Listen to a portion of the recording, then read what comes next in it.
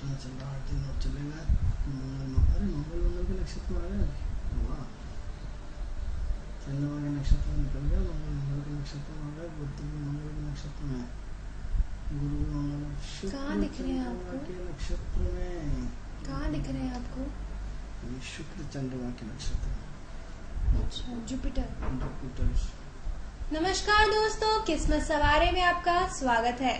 मैं हूं आपकी होस्ट एंड दोस्त खुशबू जैन और हमारे साथ हैं भारत के सुप्रसिद्ध ज्योतिषाचार्य आनंद जी। नमस्ते आनंद जी। नमस्कार खुशबू जी, नमस्कार दर्शकों। दोस्तों, हमारी चर्चा चल रही थी गुरु के बारे में कि गुरु जो कि बुद्धि के स्वामी कहे जाते हैं कि हमारी उन्नति के जो संचालन करता है वो गुरु करता है। तो जानते हैं आनंद जी से कि गुरु का जो है हमारी बाकी राशियों पर क्या प्रभाव पड़ता है। जानते हैं मकर राशि के बारे में, लेकिन उससे पहले आपको बताना चाहूंगी कि ये कार्यक्रम सिर्फ आप ही के लिए है, आपकी समस्याओं का समाधान करने के लिए। चाहे समस्या नौकरी पाने से संबंधित हो या व्यापार में उन्नति पाने से संबंधित हो, या आपके बच्चे आपकी बात नहीं मान रहे हैं, या शैतानी बहुत करते हैं, या पढ़ने में उनका मन नहीं लग रहा है, या बीवी से आपकी लड़ाई झगड़े नोकझोंक चलती रहती है। तो जानते हैं आनंद जी से कि मकर राशि के बारे में वो क्या कहना चाहते हैं, और कोई भी समस्या के बारे में जानना चाहते हैं तो हमारे स्क्रीन पे जो नंबर फ्लैश हो रहा है उस पर संपर्क करें। उस पर संपर्क करने से आपकी समस्या का समाधान अवश्य होगा। आनंद जी, बात करते हैं मकर राशि की। तो मकर राशि के ऊपर गुरु का क्या प्रभाव है? खुशबू जी, सबसे पहले तो मैं आपको ये बताना चाहूंगा कि जैसे गुरु की हम चर्चा कर रहे हैं, लगातार चर्चा कर रहे हैं।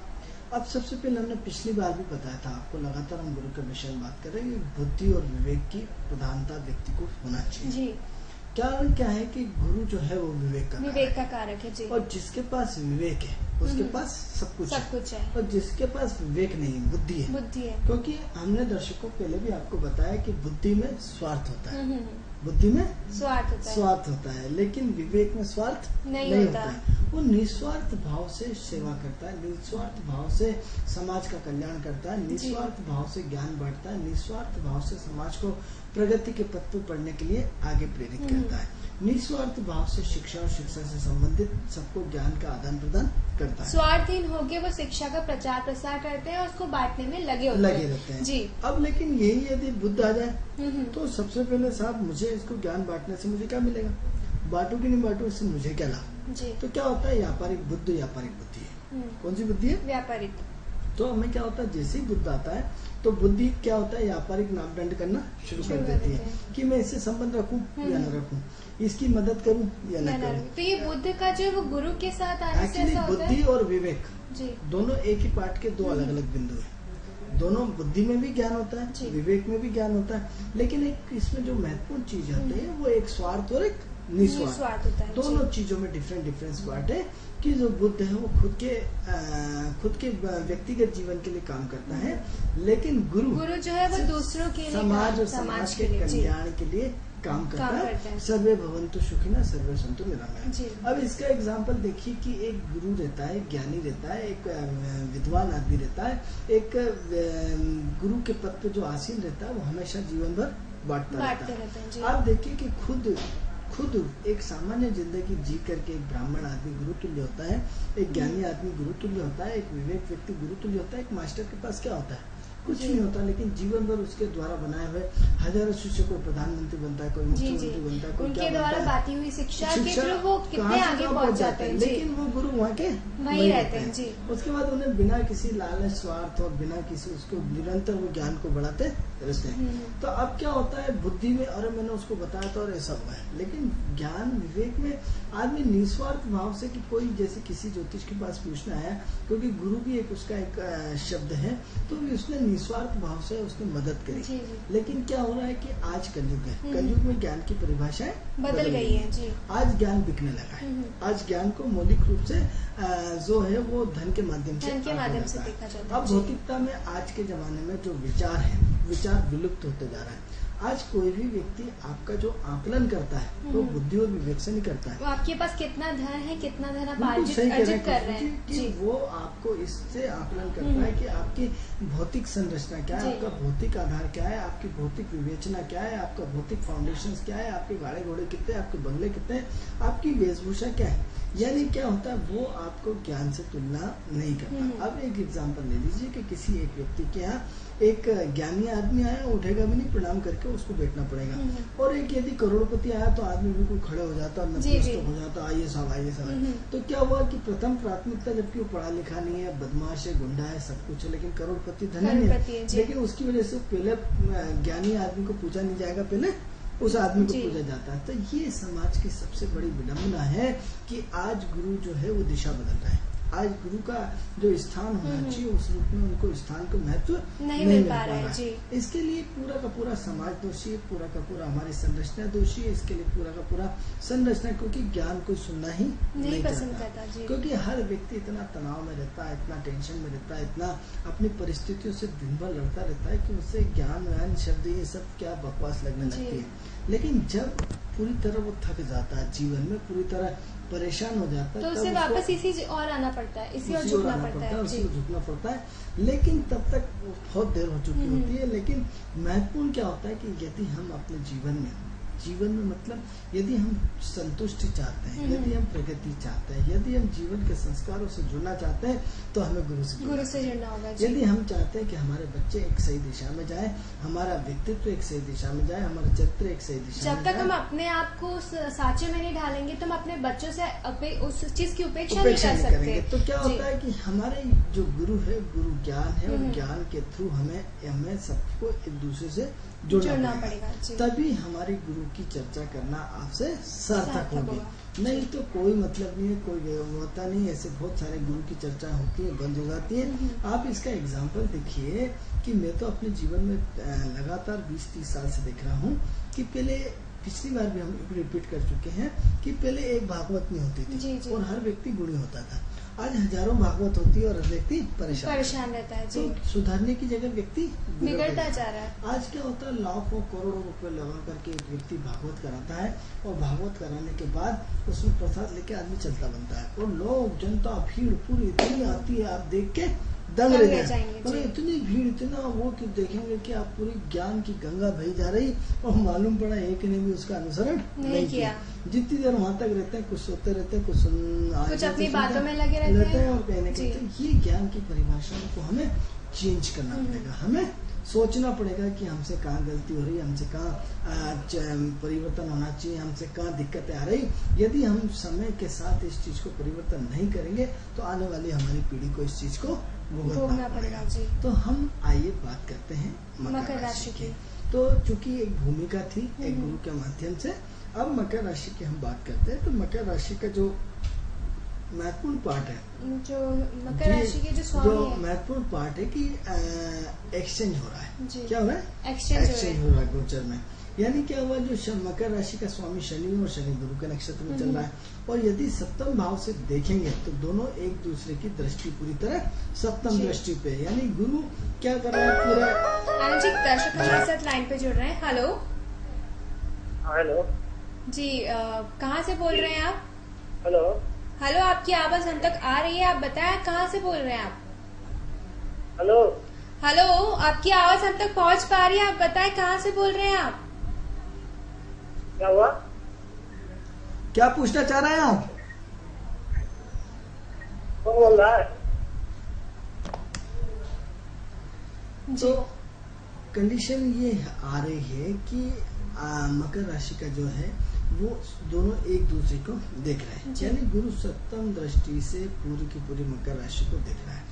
अब मकर राशि को देख रहा है तो सबसे पहले तो मकर राशि वालों के लिए खुशखबरी ये है कि जिन बच्चों की शादी नहीं हुई और जो मकर राशि से हैं उनकी इस वर्ष शादी होने की संभावना बहुत प्रबल है। तो क्या होता है कि जब भी खुशबू जी की गुरु अपने सप्तम दृष्टि से, पंचम दृष्टि से, नवम दृष्टि से जिस भाव को देखता है उस भाव की वो वृद्धि करता है, उस भाव को वो उसकी किस्मत को बदल देता है, उसकी जो कमियां है उसको दूर कर देता है। हेलो जी। तो ऐसी कंडीशन में क्या होता है कि जो गुरु है तो गुरु की पूरी दृष्टि कहाँ जा रही है, वो सीधी सप्तम दृष्टि उस पर जा रही है। तो ऐसे में क्या होगा कि जो वैवाहिक जीवन जिनका नहीं हो पा रहा है उनके लिए खुशखबरी है कि उनके वैवाहिक जीवन मतलब उनके लिए ये खुशखबरी है कि इस साल तो उनकी शादी होने के पूरे मतलब ये मान के चले कि शादी होना तय है। एक बात। दूसरा, यदि जिनकी शादी हो गई और जिनका व्यापार नहीं चल रहा तो उनके व्यापार में प्रगति होना बिल्कुल तय है, व्यापार में उन्नति होना तय है, व्यापार से संबंधित उनके काम में प्रगति होना तय है। तो एक तरीके से आनंद जी कह सकते हैं कि हेलो नमस्ते, कहाँ से बोल रहे हैं आप? मैं भोपाल से बोल रहा हूँ जी, थोड़ा सा तेज बोलिए, आपकी आवाज हम तक नहीं आ पा रही। से बोल रहा हूँ जी बताएं, क्या जानना चाहते हैं आप? मैं जॉब के पर्पज में जानना चाह रहा था पंडित जी से। जी, आप अपनी डेट ऑफ बर्थ बताइए। 17 जून 1982। 17 जून 1982। 17 जून रात भी 11:30 बजे रात को 11:30 बजे भोपाल में हुआ है इनका जन्म। जी, आपका नाम क्या है? जी, मेरा नाम राज है। जी राज जी, आप हमारी स्क्रीन पे देखते रहिए, हम आपकी कुंडली के बारे में ही आपको बताने वाले हैं। थैंक यू जी, धन्यवाद। देखिए, ऐसा है कि आपकी 17/6/1982 और रात की 11:30 बजे का जन्म है। जी, ठीक है। ये पत्रिका जो है वो कुंभ लग्न की पत्रिका है और तीसरे घर में शुक्र चंद्र बैठे हैं, चौथे घर में बुध बैठे हैं, पंचम घर में सूर्य राहु बैठे हैं और 8वें घर में शनि मंगल बैठे हैं, 9th में गुरु बैठा है और 10th जो 11वें घर में केतु बैठा है। ठीक है। तो अब ये तो इनकी भौगोलिक स्थिति की कुंडली हो गई। अब प्रश्न ये होता है कि जो कुंभ लग्न वाले होते हैं वो बड़े ज्ञानी होते हैं। जी। ये हमने अपनी चर्चा में पहले भी आपको बताया था। राज्य आपकी जो कुंडली है बहुत अच्छी है। अब इसमें अच्छी होने के साथ साथ एक तो कुंभ लग्न वाले बहुत ज्ञानी होते हैं। अब कुंभ लग्न वालों की सबसे विशेषता ये होती है कि एक इनको पार्टनर की जरूरत होती है। अब यदि एक पार्टनर इनको मिल जाए तो ये आसमान में भी पुल बना सकते हैं और यदि इनको एक पार्टनर ना हो तो जीवन में कुछ भी नहीं कर पाएंगे। तो एक तो इनके साथ इनका एक पार्टनर होना 24 घंटे होना चाहिए। तो यदि इनके पार्टनर रहेगा तो ये बड़ी से बड़ी समस्याओं को अकेले सॉल्व कर लेंगे। और यदि जरा सा भी ये अकेले हो तो फिर ये अपने आप को बहुत सारी समस्याओं से घिरे हुए मानते हैं। अब बेसिक फाउंडेशन देखा जाए जो इसमें जो महत्वपूर्ण चीज है, इसमें 2 और 3 घर, इसमें 4 घर इसमें बहुत महत्वपूर्ण है कि एक तो सूर्य राहु का पंचम घर में बैठना। सूर्य राहु का ग्रहण योग बना हुआ है। अब सूर्य राहु का ग्रहण योग बनने से क्या होता है? पंचम घर होता है प्रसिद्धि का, पंचम घर होता है नॉलेज का, पंचम घर होता है बड़े बड़े लोगों से मिलने का, पंचम घर होता है सरकार का। तो अब क्या होता है कि जो आपके रोज नए नए लोगों से मिलते हो, रोज आपके अच्छे अच्छे लोगों से संपर्क है, लेकिन उसका आप फायदा नहीं उठा पाएंगे राहु के आने से। सूर्य राहु के ग्रहण योग बनने के कारण क्या होता है कि जहाँ आपको होना चाहिए वहाँ आप अभी तक नहीं पहुँच पाए। उसका कारण ये है कि सूर्य जब भी आपको सफलता मिलता है लास्ट बाउंड्री पे कोई आके एंड कर देता है। तो उसमें क्या ग्रहण लग जाता है सूर्य राहु का। तो एक तो क्या है, केतु आपकी महत्वाकांक्षाओं को बहुत अच्छा पूरा करता है और केतु आपके जो 11th हाउस में बैठ करके जो आपकी अति महत्वाकांक्षा है उसको अचानक पूरा करता रहता है। लेकिन सूर्य राहु का ग्रहण बनने के कारण कहीं न कहीं प्रॉब्लम क्रिएट होती है। तो आनंद जी ये कह सकते हैं कि इनको किसी भी चीज की चिंता नहीं करना चाहिए, जो भी होगा अचानक ही इनके लिए फुलफिल होगा। एक्चुअली इसमें जो शनि 8वें घर में मंगल के साथ जो बैठा है वो कहीं न कहीं अनलीगल रिलेशनशिप को बताता है। अब अनलीगल रिलेशनशिप क्या होता है कि कहीं न कहीं व्यक्ति के दिमाग में आगे फास्ट भागने की, कहीं न कहीं कुछ न कुछ करने की सोच लगातार बनी रहती है। ऐसी सोच जो जीवन में चेंज मतलब ऐसा चेंज जो व्यक्ति को जीवन में कुछ परिवर्तन चाहते हैं, कुछ ऐसा परिवर्तन जो खुद नहीं जानते, खुद नहीं जानते, खुद को नहीं पता है कि क्या चाहते हैं, लेकिन चेंज चाहते हैं। उन्हें साथ कुछ होना चाहिए। अब क्या होना चाहिए खुद को नहीं मालूम। आराम से बैठा व्यक्ति सोच रहा है कि कुछ न कुछ लाइफ में चेंज होना चाहिए, लेकिन चेंज का स्वरूप क्या है? कई बार आ रहा है और कई बार नहीं आ रहा है, तो पता ही नहीं पड़ रहा है कि हम किस टाइप पे खड़े हैं। तो इसे एक तरीके से बोल सकते हैं कि ख्याली पुलाव बनते रहते हैं इनके विचार तेज गति से आएंगे और चले जाएंगे। अब हम ये तो हमने वैदिक ज्योतिष के हिसाब से बात करी। अब हमारी कृष्णमूर्ति पद्धति के हिसाब से जो मेरा है उसमें बात करते हैं कि इस कुंडली की सबसे अच्छी विशेषता है कि एक तो 2 ग्रह वक्री है, गुरु वक्री है और शनि वक्री है। जब भी गुरु मित्रों दर्शकों, यदि जब कोई ग्रह वक्री होता है तो व्यक्ति को एक्स्ट्रा ऑर्डिनरी बना देता है और इतना एक्स्ट्रा ऑर्डिनरी बना देता है कि व्यक्ति कहीं ना कहीं बहुत सारी चीजों का ज्ञाता हो जाता है, विशेषज्ञ हो जाता है, बहुत अथा नॉलेज में हो जाता है, या उसका वर्चस्व बहुत हाई लेवल का हो जाता है, या उसकी पहुंच एक आम आदमी की तरह नहीं होती है, एक हाई लेवल के हो जाता है। तो सबसे पहले तो कुंडली अच्छी हुई, असाधारण हुई, 2 ग्रह बकरी हो गए। अब इसमें जो महत्वपूर्ण चीज है कि एक तो राहु बहुत कंफ्यूजन में रखता है, क्या रखता है, कंफ्यूजन में, असमंजस रखता है, अनिर्णय की स्थिति में रखता है। कहीं ना कहीं बातें सब बड़ी बड़ी होंगी, करोड़ों रुपए की होंगी, अरबों रुपए की होंगी, खरबों रुपए की होंगी, लेकिन उसके रिजल्ट कभी आएंगे, कभी नहीं आएंगे, क्योंकि धर्म और अधर्म के चक्कर में उलझे रहेंगे, सत्य और असत्य के चक्कर में उलझे रहेंगे। तो दिमाग तो आपका 24 घंटे रात में जब सोएंगे तो 24 घंटे आपके दिमाग की लाल बत्ती हमेशा जलती रहेगी, आप सो पाएंगे नहीं सो पाते, ये एक बहुत इम्पॉसिबल बात है। 2013 में आपको नींद नहीं आई होगी, या 2013 में बहुत अलग तरह की जिंदगी रही होगी, विचलितता रही होगी, लेकिन सवाल ये हो रहा है कि जो आपकी चिंतन मनन जो टू बी कंटिन्यूस है, वो लगातार आप में चेंज चाहता, परिवर्तन चाहता है, कहीं ना कहीं जिंदगी को, जीवन जीने की गति को चेंज चाहता रहता है। अब प्रश्न ये उठता है कि 2010 से आपकी चंद्रमा की महादशा शुरू हो गई। चंद्रमा जो हम देखते हैं 2 और 6 से और 4, 8, 12 से जुड़ा हुआ है। अब एक तो इनकी लाइफ में वापस एक 4 व्हीलर गाड़ी लेने के योग बनते हैं, वो मतलब आपके 2015 स्टार्ट में बनते हैं। तो एक 2015 में आपके कहीं न कहीं अचल संपत्ति के योग बनते हैं, अचल प्रॉपर्टी के योग बनते हैं, वाहन, गाड़ी या प्रॉपर्टी या कुछ न कुछ लेने के योग बन रहे हैं कि कहीं ना कहीं इन्वेस्ट करेंगे, बिल्कुल इन्वेस्टमेंट करेंगे और कहीं न कहीं कुछ न कुछ होगा। तो ये तो पक्का है, लेकिन क्या है, मन की असंतुष्टि के कारण ये कहीं न कहीं दौड़ते रहते हैं, भागते रहते हैं। दिन भर सुबह से शाम इनका कैसे बीत जाता है इनको नहीं पता नहीं चलता। मतलब सुबह से चलते हो, रात की 11 बजे घड़ी मिला के देख लो, मालूम पड़ा कभी कुछ बहुत कुछ करा और कभी कुछ नहीं करा। तो दिन भर इनका इधर उधर दिन भर चलता रहता है। तो जिसके कारण कहीं न कहीं इनके दिमाग में व्यस्तता होती रहती है, कहीं न कहीं दिमाग में दिन भर कुछ न कुछ माहौल बना ही रहता है। अब ऐसी कंडीशन में कहीं न कहीं जो चंद्रमा है वो इनकी अस्थिरता को बढ़ा रहा है, कहीं न कहीं इनकी सोच में परिवर्तन कर रहा है। लेकिन एक चीज जो इसमें खुशबू जो हम देख पा रहे हैं कि इनकी जिंदगी में सुख सुविधाओं की कोई कमी नहीं रहेगी। जब तक इनकी 2019 तक चंद्रमा की दशा है, तब तक इनकी जिंदगी में कमी किसी चीज की नहीं रहेगी। मतलब जो चीज चाहिए, क्योंकि चंद्रमा शुक्र के नक्षत्र से जुड़ा हुआ है और शुक्र स्त्री ग्रह है, तो स्त्री, चंद्रमा और शुक्र का कॉम्बिनेशन स्त्री के थ्रू है।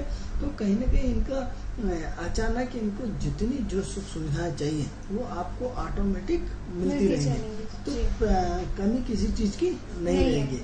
अब कमी किसी चीज की नहीं रहेगी, लेकिन आप अपने आप को भी चेंज नहीं कर पाएंगे। कहीं भी आप जैसे मस्त मोला है, वो मस्त मोला ही रहेंगे। तो ये आपकी जो जिंदगी है बड़ी मस्त मोला है, अजीब तरह की है और सस्पेंसपूर्ण है। सस्पेंसपूर्ण यानी आपके जीवन का रहस्य कोई नहीं जान सकता। यानी आप हमेशा क्या रहेंगे, रहस्यमय आदमी बने रहेंगे। लास्ट मोमेंट तक आप अपने कभी पत्ते नहीं खोल पाएंगे।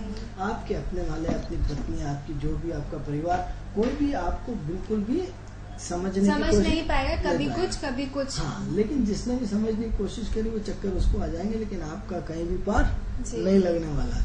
तो ये है कि कब कौन सा निर्णय ले लेंगे आपका कोई भरोसा नहीं, क्योंकि केतु जुड़ा हुआ है। तो केतु क्या करता है, सब सडनली निर्णय लगता है। तो ये जो निर्णय ये लेंगे वो मतलब इनके लिए अच्छे रहेंगे, या मतलब बोल सकते हैं कि देखिए ऐसा है कि 2009 से लेकर 2019 तक तो ये अच्छे स्टाम्प पे लिखा पढ़ी करके लाए कि इन्हें कोई दिक्कत नहीं है।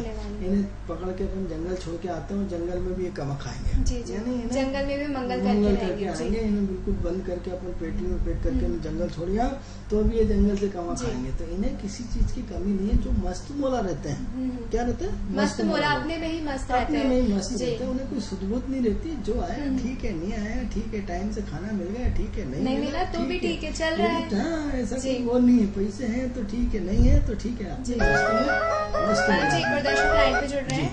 हेलो जी, कहाँ से बोल रहे हैं आप? भोपाल में। मैं राजा बोल रहा हूँ। आपको जी, आप कौन बोल रहे हो? टीवी चैनल से बोल रहे हैं भैया। आपने कहाँ लगाया फोन? हेलो जी बताइए। तो क्या है कि मस्त मोला आदमी है और मस्त मोला ही रहेंगे, इनके नेचर में हम परिवर्तन नहीं कर सकते। 2019 तक जैसे इनकी जिंदगी की चंद्रमा की दशा रहेगी तब तक ये आदमी अपनी मस्ती में मस्त रहेगा और अपने एडजस्टिव नेचर रहेगा। जी जी एडजस्टिव रहेंगे कि जिसके कोई कल्पना नहीं है। तो ऐसे में क्या होता है कि एडजस्टिव इनका भरपूर नेचर रहेगा, कोई दिक्कत नहीं आएगी। तो अब प्रश्न ये उठता है कि इनको आगे क्या करना है। तो आगे इनको सबसे पहले ये करना है कि अपने जीवन का मापदंड तय करना है। क्या करना है? मापदंड तय करना है। तो क्या होता है कि रोज आपको तो मापदंड आपको तय करना है। अब मापदंड क्या तय करना है आपको, क्योंकि अच्छी दशा है तो आपको जिंदगी भर नहीं मिलेगी ना। आपका इस वक्त शुक्र है, इस उम्र में आप अपनी अचल संपत्ति, भौतिक संपत्ति जितना आप गेन कर सकते कर डालें, क्योंकि समय किसी का इंतजार नहीं करता है। तो 2019 तक ईश्वर ने आपको समय दिया है, तो अननेसेसरी सारे खर्चे बंद करें और कोई प्रॉपर्टी, जमीन, मकान या अपने घर या घर से संबंधित जो भी इन्वेस्टमेंट है वो सारी चीजें करें, जिससे क्या है आपकी लाइफ में एक थोड़ा सा एक नया फ्लो आए। क्योंकि आप बचत नहीं करते हैं, आप जो पैसा है खर्च कर देते हैं। जी। तो जैसे मैंने खुशबू जी आपको बताया कि जो मस्तमोला लोग रहते हैं वो अपनी मस्ती में मग्न रहते हैं और अपने पर ही खर्च करना जानते हैं। किसी में भी उनका मस्ती में जीवन रहता है। तो चंद्रमा इनका पूरी तरह 4-8-12 से जुड़ा है, पूरी तरह 2-6 से जुड़ा है। तो एक तो इनके पास ये है कि पैसे की कमी कभी नहीं रहेगी। हेलो,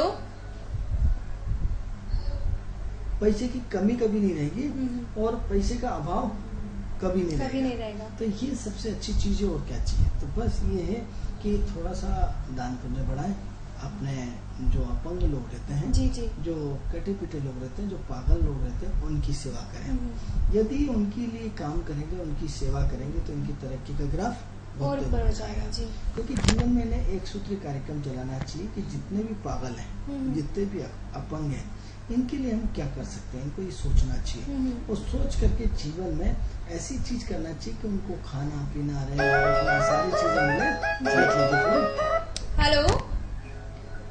हेलो, हाँ जी, कहाँ से बोल रहे हैं आप? जी मैं अशोका गार्डन से बोल रही हूँ, रीमा। जी रीमा जी, बताएं आप अपने बारे में जानना चाहते हैं या किसी और के अपने परिवार के मेंबर्स के बारे में जानना चाहते हैं? जी मैं अपने बारे में जानना चाहती हूँ कि मेरा आजकल का समय इतना बुरा चल रहा है। अभी 1-2 दिन पहले मेरे घर में थोड़ी सी समस्या आ गई थी, घर में चोरी हो गई है। मैं ये जानना चाह रही हूँ कि क्या परेशानी है, क्या दिक्कतें हैं जो कि मेरे साथ ऐसा हो रहा है।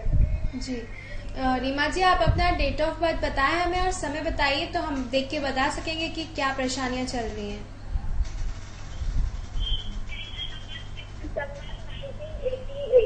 एक बार वापस से क्लियरली बताइए क्योंकि आपकी आवाज हम तक नहीं पहुंच पाई थी। 6 दिसंबर 1988। 6 दिसंबर 1988। समय बताइए। समय सुबह का 4:15। 4:15। 5 दिसंबर को आपका जन्म हुआ है? जी। कहाँ पे हुआ है? झांसी। जी, आप इतना हंस रहे हैं, हमें समझ में नहीं आ रहा कि आपकी हंसी की वजह क्या है।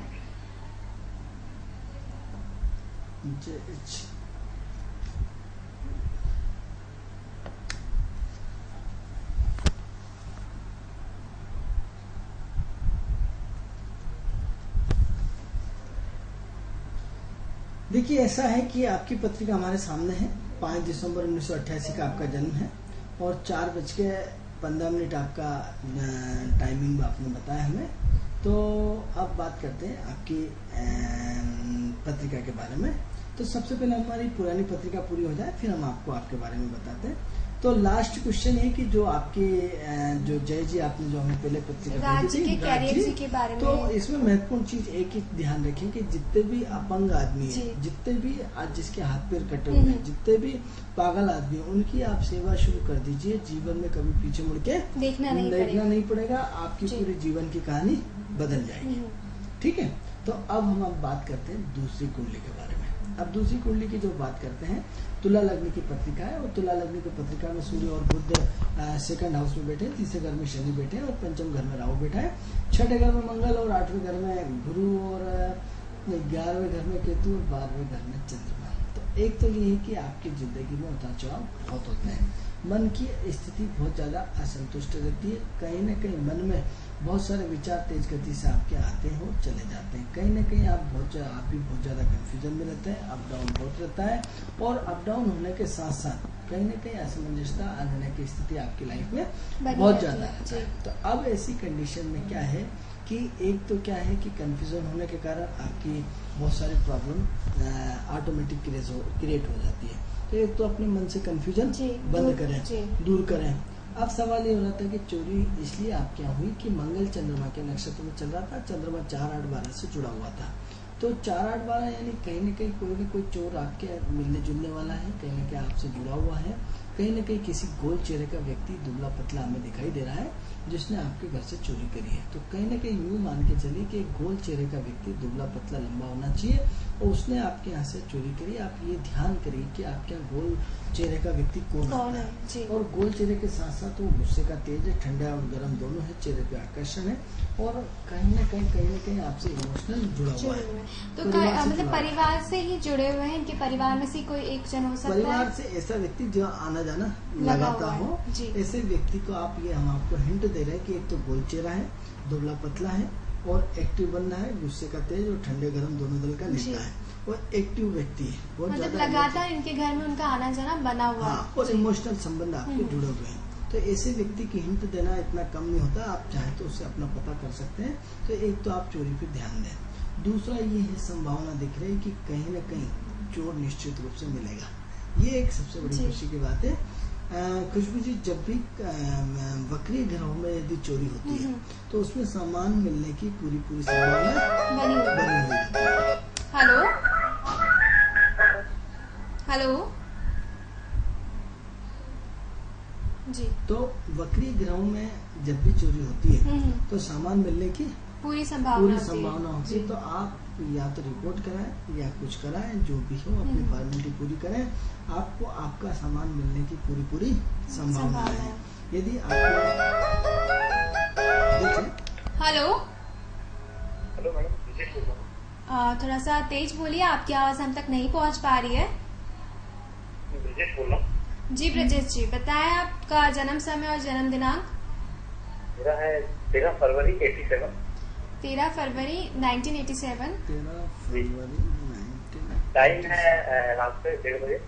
रात को 1:30 बजे इनका जन्म हुआ है। तो 13 माने की 14 मान के चले?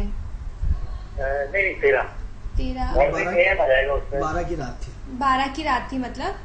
हाँ 12 की। जी, कहाँ पे हुआ है आपका जन्म? होशंगाबाद में हुआ है। जी, क्या जानना चाहते हैं आप अपने बारे में? कैरियर के बारे में जानना चाहता हूँ, जॉब के बारे में। अभी क्या वर्क करते हैं? अभी आप क्या वर्क प्रोफाइल है आपका, क्या कर रहे हैं आप अभी? अभी मेरा ग्रेजुएशन हुआ है।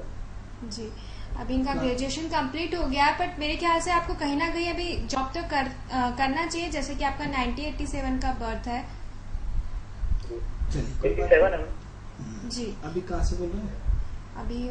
अभी कहाँ से बोल रहे हैं आप? भोपाल में? कोलार से बोल रहा हूँ। जी, आप अपनी टीवी स्क्रीन पे देखिए, हम आपके बारे में ही आपको बता रहे हैं।